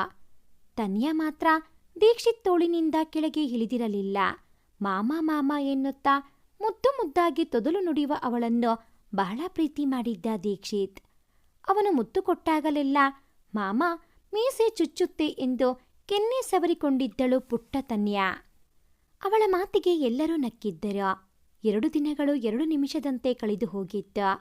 ರಾತ್ರಿ ಹೊರಟು ನಿಂತವರಿಗೆ ಎಲ್ಲರೂ ಮತ್ತೊಂದು ಬಾರಿ ಬರಲೇಬೇಕು ಎಂದು ಹೇಳಿ ಬೀಳ್ಕೊಟ್ಟರು. ತನ್ಯ ದೀಕ್ಷಿತ್ ಊರಿಗೆ ಹೊರಟಾಗ ವಿಪರೀತ ಅತ್ತಿದ್ದಳು.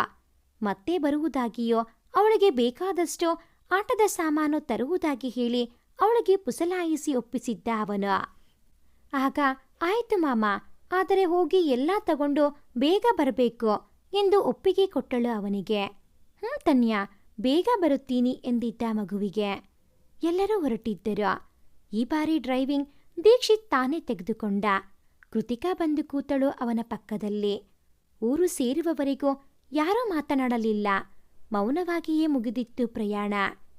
ಅಂದು ಮನೆಗೆ ಬಂದ ದೀಕ್ಷಿತ್, ಅಮ್ಮ, ಕಂಪನಿಯ ಕೆಲಸದ ಮೇಲೆ ನಾನು ವಿದೇಶಕ್ಕೆ ಹೋಗುತ್ತಿದ್ದೀನಿ. ನಿಮಗೆ ಎಲ್ಲ ವ್ಯವಸ್ಥೆಯನ್ನೂ ಮಾಡಿದ್ದೀನಿ.